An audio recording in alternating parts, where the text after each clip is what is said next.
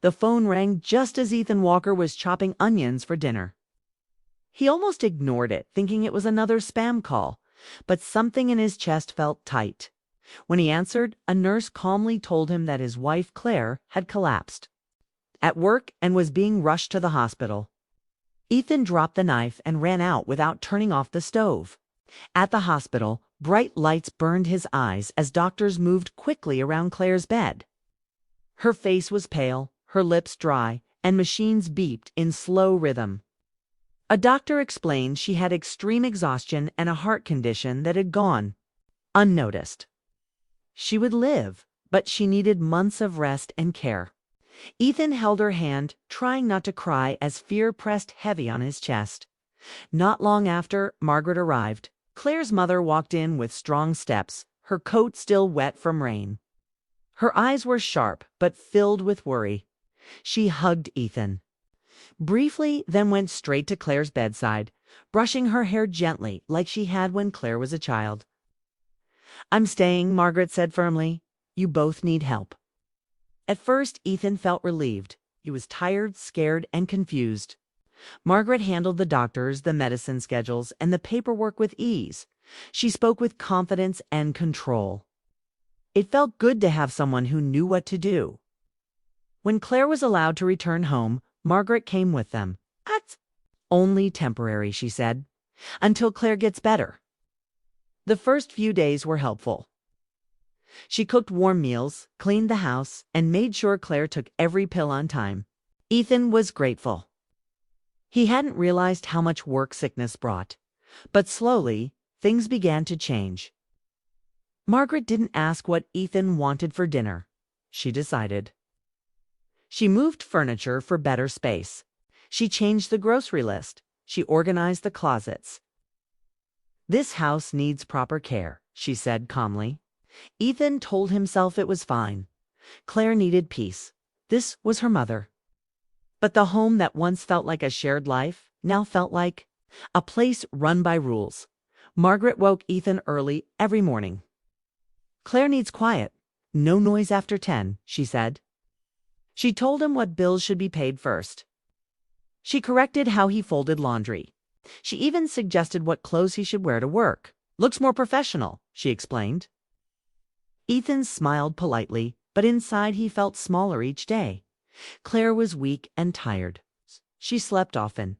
When she was awake, she looked distant, lost in pain and recovery. Their talks were short. "How are you feeling?" Ethan asked. "Just tired," she whispered. Margaret was always there, adjusting pillows, handing water, speaking softly. Ethan felt pushed to the side in his own marriage. One night, after Claire had fallen asleep, Ethan walked into the living room and saw Margaret sitting alone on the couch. The TV was off. The room was quiet except for the rain tapping against the windows. She was crying. Real tears rolled down her cheeks. Ethan froze. "Margaret," he said gently. She wiped her face quickly, but didn't hide the sadness. "I'm sorry," she whispered. "I didn't mean for you to see." "It's okay," Ethan said. "What's wrong?" She took a deep breath. "I gave my whole life to my family," she said softly. "I stayed in a marriage where I wasn't loved. I raised Claire alone emotionally. And now seeing her like this, it breaks me. I feel so alone." Ethan sat across from her. "I'm scared too," he admitted. "I don't know how to fix this. I feel like I'm losing her little by little." Their eyes met. For the first time since the accident, Ethan felt understood. From that night on, they talked more. Every evening after Claire slept, they sat in the living room with tea.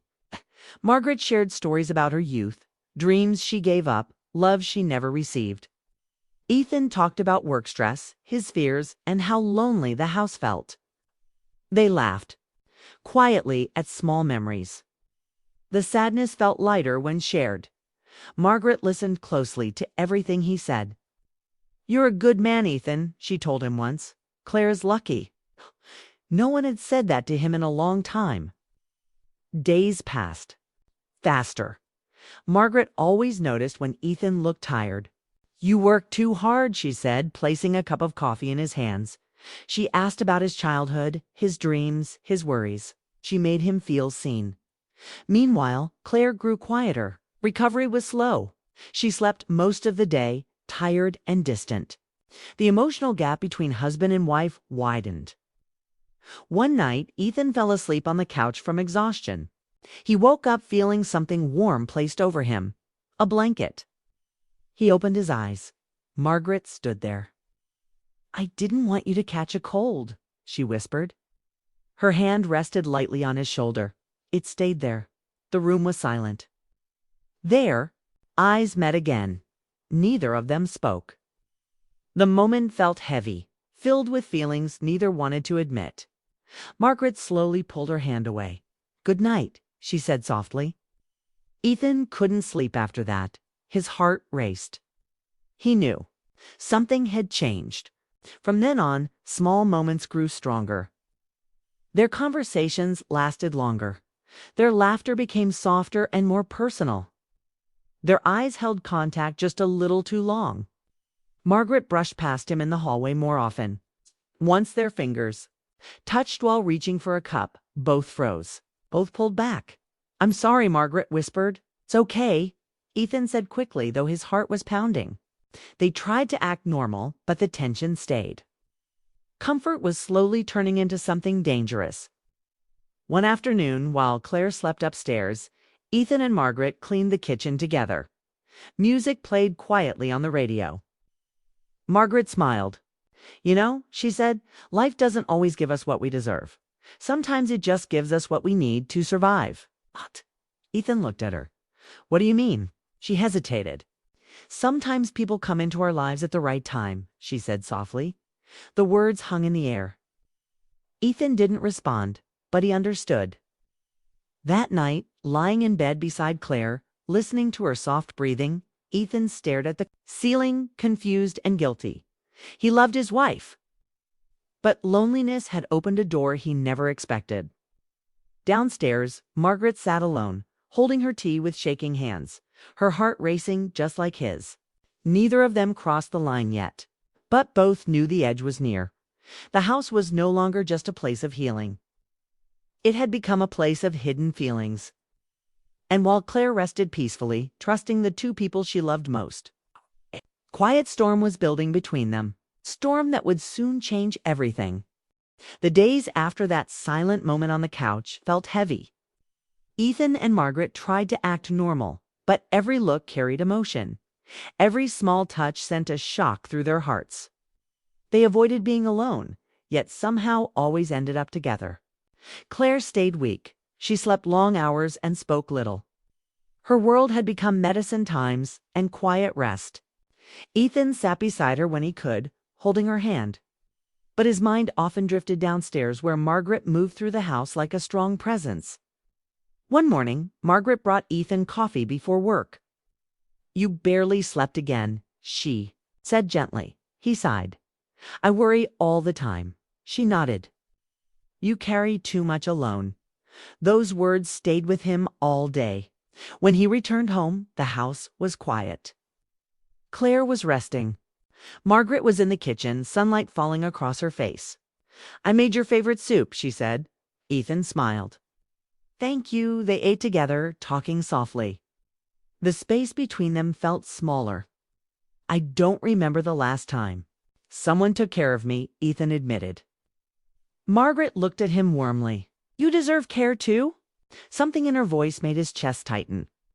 From that day on, their closeness grew faster. They sat side by side instead of across from each other. They shared small jokes. They talked about life late into the night. Comfort turned into attachment.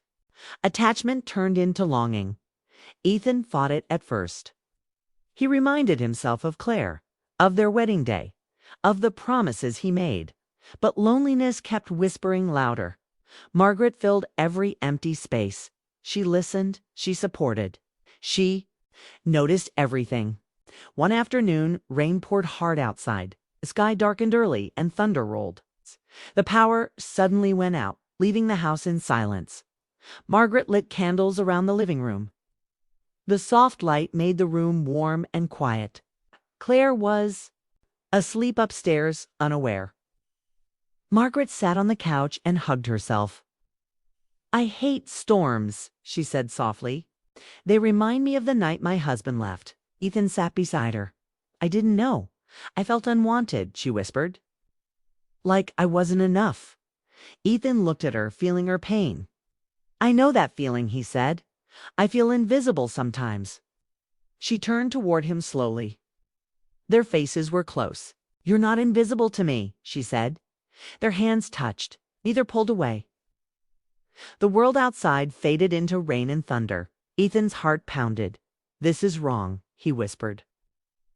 "I know," Margaret said softly. "But it feels like comfort." Silence filled the space between them. Then Margaret leaned her head against his shoulder. Ethan closed his eyes.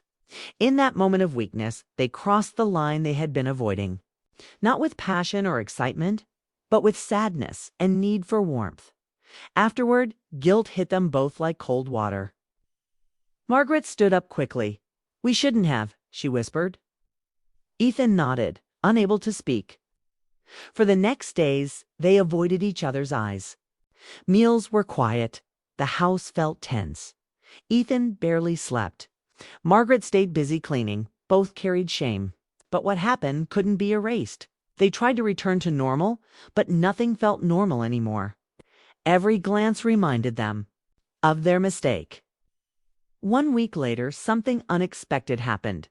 Claire's doctor called earlier than planned. Her recovery was better than expected. She could come home sooner from a short checkup visit. Ethan was in the kitchen when he heard the front door open. He thought it was Margaret, but it was Claire. She stood there holding her walker, smiling weakly. "I wanted to surprise you," she said softly. Ethan froze. "Claire, you should be resting. I'm feeling stronger," she said. "I missed home." Before he could respond, she heard voices from the kitchen. Margaret's soft laughter, Ethan's low voice. Claire slowly walked closer. The laughter stopped. She turned the corner and saw them standing close, hands almost touching again.